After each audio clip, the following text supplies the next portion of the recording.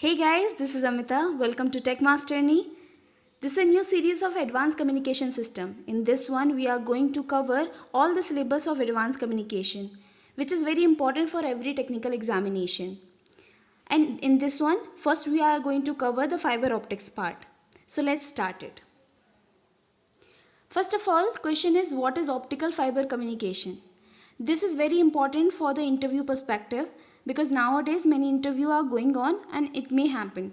So this is a very practical subject and very practical topic. So they may ask this question that we had a coaxial cable, why we needed optical fiber? So here is the answer. First thing, optical fiber has only the bandwidth of 20 megahertz and it could cover only 10 kilometers with that bandwidth. And whereas your optical fiber has zero point 0.3 terahertz to 300 terahertz, which is too high. Not only this, but we have one more superiority, that is its information carrying capacity. You know very well nowadays channels should be like this which can carry a lot of data with it because nowadays data is increasing like anything else. So a channel must be capable of handling so much data. So this is the answer you can give to your interviewer. Next is your block diagram. This block diagram indicates how the transmission occur with the optical fiber communication. Okay, so let's start it. First, any digital format, nowadays digital is very robust, very secure, so we use digital in the digital format. So every information from the air में आपका analogue वे में transmit होता है, after that आपको उसको digital में convert कर लेते हैं. डिजिटल की एक पल्स है, देन इसके बाद में इसको इनकोड किया गया because you want a better security and better fidelity of the channel, so you may encode it. After that you have a transmission circuitry. This transmission circuitry is the circuitry of your light source, which can be anything, which can be laser or which can be LED. After that you have your channel. यहाँ पर पहले coaxial cable होता था, अब इसकी जगह पे हमने लगाया है ऑप्टिकल फाइबर केबल. इसके बारे में हमने क्या किया है, एक्चुअली यहाँ पर लाइट से हमने we just converted electricity into light. Okay, after that we transmitted it into a channel which is optical fiber. After that we applied a photodetector. Photo means light, so any photodetector, it may be photodiode or a photosensor, anything. After that we have an amplifier and equalizer which is used to minimize the defects which occur during the transmission of the signal. After that we have decoder to encode whatever we encoded here to decode that signal. After that we get our digital output. So अगर आप यहाँ पर दिल्ली में बैठे हुए हैं, आपको data Mumbai में मिल गया और उससे भी ज़्यादा वाइड, आपको पता है ऑप्टिकल फाइबर का सबसे ज़्यादा यूज़ होता है ब्रॉडबैंड सर्विसेज में, कॉन्टिनेंट टू कॉन्टिनेंट कनेक्शन बनाने के लिए. सो आप यहाँ पर इंडिया से बैठे हुए, आप यूएसए में आपके सिग्नल को ले पा रहे हैं. आपने सबसे पहले इलेक्ट्रिक सिग्नल को आपने इलेक्ट्रिक सिग्नल को लाइट सिग्नल में कन्वर्ट किया, उसके बाद में लाइट सिग्नल को अगेन इलेक्ट्रिक सिग्नल में कन्वर्ट कर दिया. Modulation and demodulation and it only occurred due to a fiber cable. Okay, so next is there are two type of fibers. First is plastic fiber and glass fiber. दोनों के अपने अपने advantages हैं, वो हम देखते हैं कि करके. सबसे पहले it is made up of polymer, it is made up of polymer optical fiber, POF, and it is made up of, you know very well, glass is made up of silica, so it is silica glass. After that information carrying capacity is low. Plastic है, कितना ही carry कर पाएगी, तो carrying capacity is higher with the glass fiber. After that it is a plastic, so it's simple in design, it has greater flexibility and it is not that much expensive. Plastic थोड़ा सस्ता ही मिलता है. After that glass के not be cut, and आपको पता glass की सबसे बड़ी property that it is brittle. अब एक्सीडेंटल ब्रेकेज काफ़ी जल्दी हो सकता है, तो ऐसी चीज़ें it's flexibility is very less. So if you want a very good flexibility you will go for the plastic. You want a very high carrying capacity, so you will go with the glass fiber. You want a very low cost, so you will go with the plastic fiber. After that this is very important for the pre point of view, like green light and red light. Plastic fiber में आप harmless आपकी green light और red light को use कर सकते हैं, and with the glass fibre you can use your visible red and infrared lights. Next It can handle without any special tool. Because it's a plastic, so you don't need any precaution to handle it, but for the glass you need so, because आप child के हाथ में चला जाएगा तो it's too thin like your hair, so it can be harmful for, so इसको handle करने के लिए थोड़ा सा delicacy चाहिए होते हैं आपको. Next, it is less versatile and robust भी नहीं हो सकता, क्योंकि इट्स अ प्लास्टिक, वो थर्मल कंप्रेशन एंड एक्सपेंशन को हैंडल नहीं कर सकता उतना ज़्यादा जितना ग्लास कर सकता है. तो it's not that robust and versatile, but glass is very versatile and robust. After that, this is the most important point. Plastic fiber is used for low distance, okay, short distance. This is and with the low speed. This is up to the 100 metre, okay, only this. मतलब आप अपने घर में अगर connection करवाना चाहते हैं तो आप प्लास्टिक को यूज़ करेंगे, कॉस्ट भी कम लगेगा और वो डिस्टेंस भी अच्छे से, मतलब शॉर्ट डिस्टेंस के लिए ही होता है, लो स्पीड के लिए होता है, तो आपको बहुत ज़्यादा स्पीड भी नहीं चाहिए, आपका काम चल जाएगा. After that you have longer distance transmission at higher speeds. Next is important, plastic fibre is कैसे इंपॉर्टेंट है, क्योंकि आपको शॉर्ट डिस्टेंस के लिए चाहिए. ऑप्टिकल फाइबर की सबसे बड़ी आप ड्रॉबैक बोलेंगे तो ये होगा कि शॉर्ट डिस्टेंस के लिए अच्छा नहीं होता. When you want to apply it, so you should have a long distance. उसके लिए ज़्यादा शॉर्ट डिस्टेंस में करना तो इसका इंस्टॉलेशन चार्ज ही बहुत ज़्यादा लग जाएगा. लॉन्ग डिस्टेंस में करोगे तो उतना फ़र्क नहीं पड़ेगा. शॉर्ट डिस्टेंस के लिए कोएक्सियल केबल बढ़िया होते हैं. उसके बाद में important position in military communication network and multimedia. And glass fibre, as I told you earlier, it is very good for the intercontinental transmission.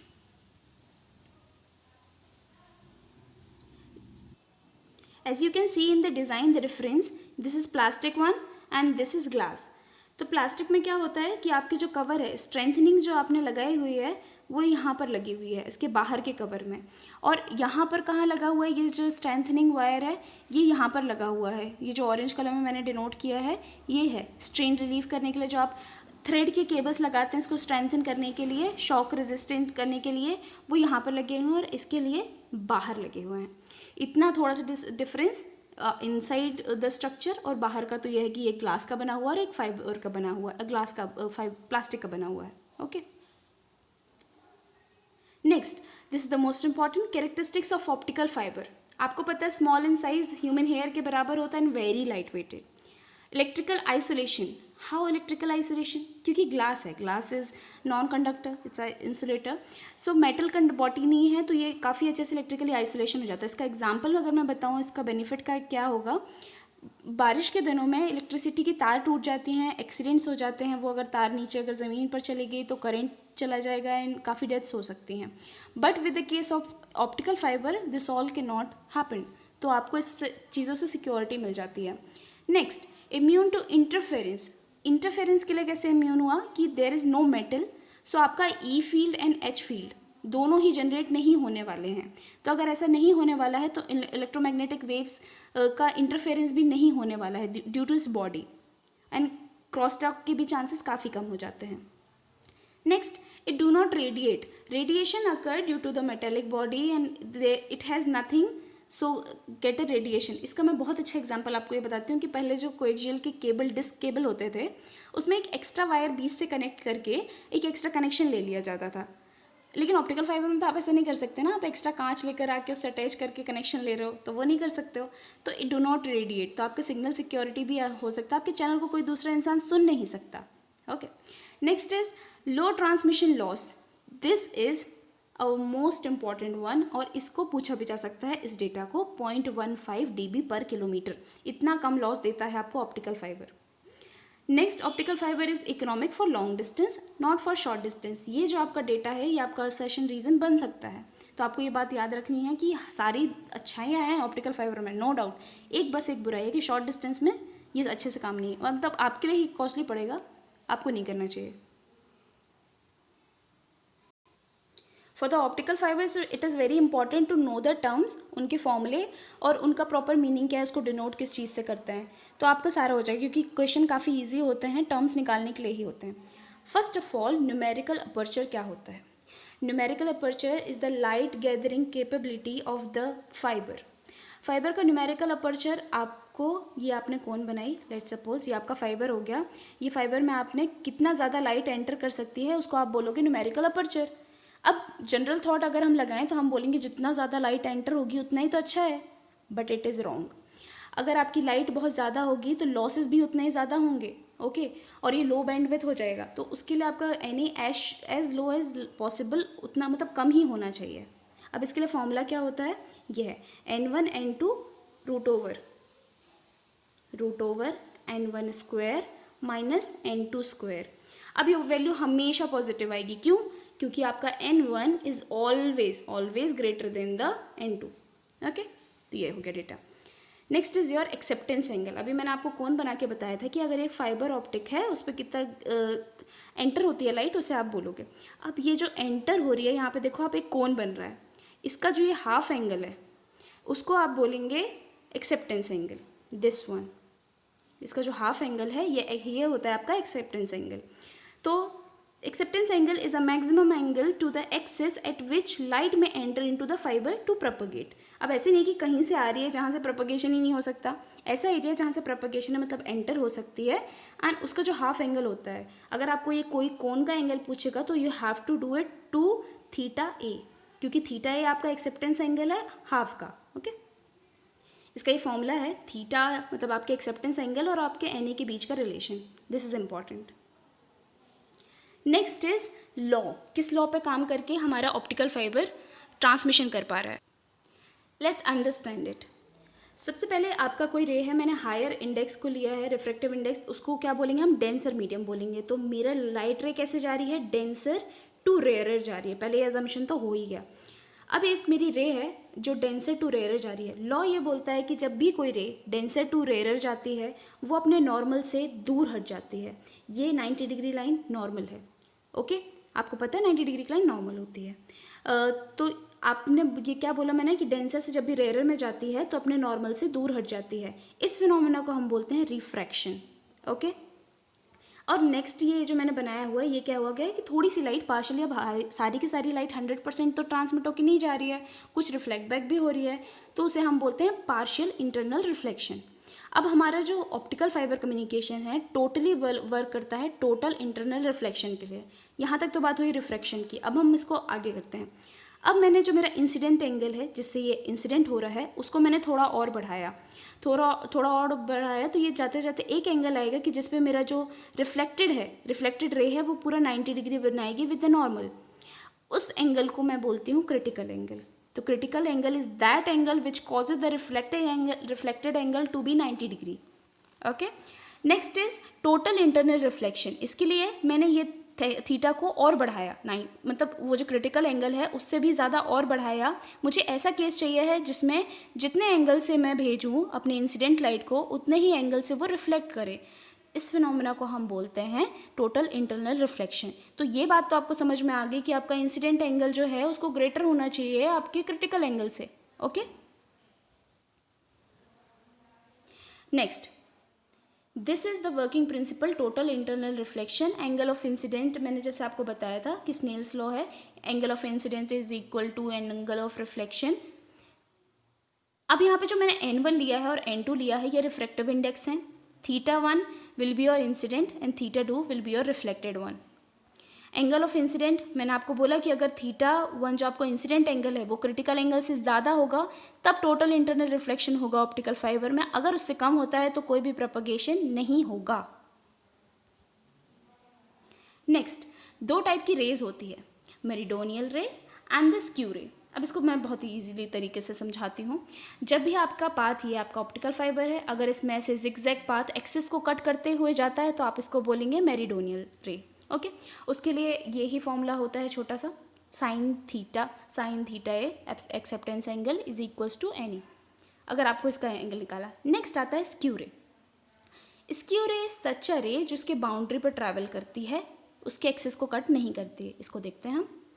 देखिए इसमें मेरिडोनियल रे है, इसमें क्या हो गया कि वो एक्सिस पे जा रही है, एंड स्क्यू रे क्या है, बाउंड्री पर टच कर रही है। अब इसका एग्जांपल मैं बताऊं आपको तो ये जो मौत का कुआं होता है उसमें जो बाइकर होता है वो उसकी बाउंड्री पर ट्रैवल करता है, वो उसके एक्सिस पर बीच में नहीं जाता, उसकी बाउंड्री में ट्रैवल करता है। तो it is kind of that.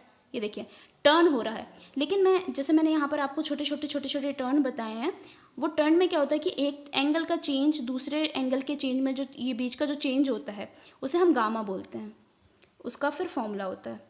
ये स्पेसिफिक 2 गामा की चेन से डायरेक्शन चेंज हो जाती है। अगर कोई रे ऐसे जा रही थी, फिर उसने ऐसे अपना पाथ चेंज किया, फिर ऐसे पाथ चेंज किया, फिर ऐसे पाथ चेंज किया, तो ये जो पाथ चेंज कर रही है ये पूरा चेंज कितने का होगा, 2 गामा का चेंज होगा। तो आपका फॉर्मूला भी उसी तरीके से बन गया। अगर आपको एक्सेप्टेंस एंगल निकालना for the skew ray is cos gamma is equals to N A. Okay, तो this is very important formula, इसको याद रखना है। नेक्स्ट, मैंने आपको स्टार्टिंग में ही बताया था, इस सब्जेक्ट की सबसे मेन बात यह है कि आपको जितने ज़्यादा फॉर्मूलेस पता होंगे, आपको पुट करना पता हो, आपको टर्म्स पता हो। तो ये मैंने पूरा फॉर्मूला शीट बनाया हुआ है, आप इसको 2 मिनट गो थ्रू होइएगा।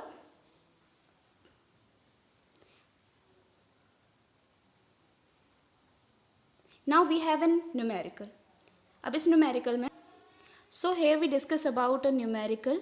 इस न्यूमेरिकल में आपको सारा डेटा दिया हुआ है। A silicon fibre core diameter larger than of the theory too much theory, but आपको डेटा देखना है। कोर के लिए कितना बोल दिया उसने, 1.5 बोल दिया है। मतलब आपको पता चल गया कि आपका N1 कितना है, 1.5 है। N2 आपको बता दिया उसने क्लैडिंग का 1.47। अब यहाँ पे ही देख लीजिए इस एग्जाम्पल में N1 is greater than your N2। Okay, ये हमेशा का केस है, जनरलाइज। अब ये इंपॉर्टेंट है, उसने बोला कि अगर मैं स्क्यू रे को यूज़ करता हूँ तो डायरेक्शन में चेंज कितना है, 120। यहाँ से ही आपको दिमाग लगा देना है कि आपका डायरेक्शन में चेंज वो बोल रहा है, मतलब 2 गामा इज इक्वल्स टू 120 है। That means gamma is equals to 60 आ गया। अब इसको देखते हैं हम कि क्वेश्चन में क्या क्या पूछा है। क्रिटिकल एंगल पूछा है, न्यूमेरिकल अपर्चर पूछा है, एक्सेप्टेंस एंगल पूछा है, and the relative refractive index difference पूछा है। मतलब सारे टर्म्स एक ही क्वेश्चन में हो गए। So let's see. हाँ, इसको देखते हैं हम। सबसे पहले हमने क्या कैलकुलेट किया है, क्रिटिकल एंगल को कैलकुलेट किया है। तो उसके लिए फॉर्मूला क्या होता है, critical angle sine inverse of N2 upon N1। इससे आपका क्रिटिकल एंगल निकल के आ जाएगा। ये इंपॉर्टेंट हो गया फॉर्मूला, उस फॉर्मूला शीट में मैंने ये फॉर्मूला दिया है। नेक्स्ट इसको कैलकुलेट करेंगे, इजी यू कैन कैलकुलेट। अब आपको क्या है, कैल्सी नहीं दी जाएगी, तो आपको कुछ वैल्यूज़ को थोड़ा आगे पीछे करके, क्योंकि आपको 60, 30, 120 इन सारों की तो वैल्यूज़ पता होती हैं, तो आप इनके आसपास थोड़ा रख के देख सकते हैं। Next is numerical aperture. उसके लिए फॉर्मूला आपको मैंने ये बताया था, आप वैल्यू पुट करोगे। यहाँ पे भी आपके पास कैल्सी नहीं होता, तो आपको थोड़ा अप्रॉक्स जाना पड़ता है। Next is your acceptance angle. Acceptance angle के लिए फॉर्मूला, नॉर्मल एक्सेप्टेंस एंगल पूछा तो उसने, स्क्यू के लिए हम बाद में निकालेंगे, तो उसके लिए साइन इनवर्स NA करके निकाल लिया। फॉर्मूला क्या था हमारा, sine theta A is equals to NA। तो मुझे थीटा ए चाहिए है, तो मैंने साइन इनवर्स कर दिया, और मैंने अभी NA की वैल्यू पिछले पार्ट में निकाली है, तो इट इज़ 0.3, तो मैंने कैलकुलेट कर लिया। Next is solid angle. ये टर्म मैंने आपको तब कवर नहीं किया था। अब आपको पता है एक एंगल होता है आपका नॉर्मल, जब आप उसको 3D में सोचने लगते हो तो वो हो जाता है आपका एक सॉलिड एंगल। तो आपको सॉलिड एंगल निकालना है, zeta is equals to pi into numerical aperture का स्क्वायर। न्यूमेरिकल अपर्चर को मैंने आपको बताया था कि कितना एंटरिंग हो रहा है, वो कोण जो है, वो कोण डिफाइन करने का काम आपका NA करता है।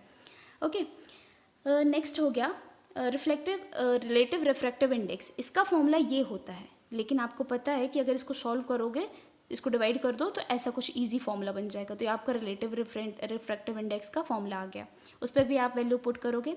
अब थोड़ा अच्छा पॉइंट आता है यहाँ पर, when we talk about the skew. तो स्क्यू के लिए क्या हो जाता है कि मैंने आपको बताया था कि एंगल का चेंज मुझे क्वेश्चन को पढ़ते ही पता चल गया कि 120 है, that is 2 gamma is equals to 120। तो गामा इज इक्वल्स टू हो गया 60।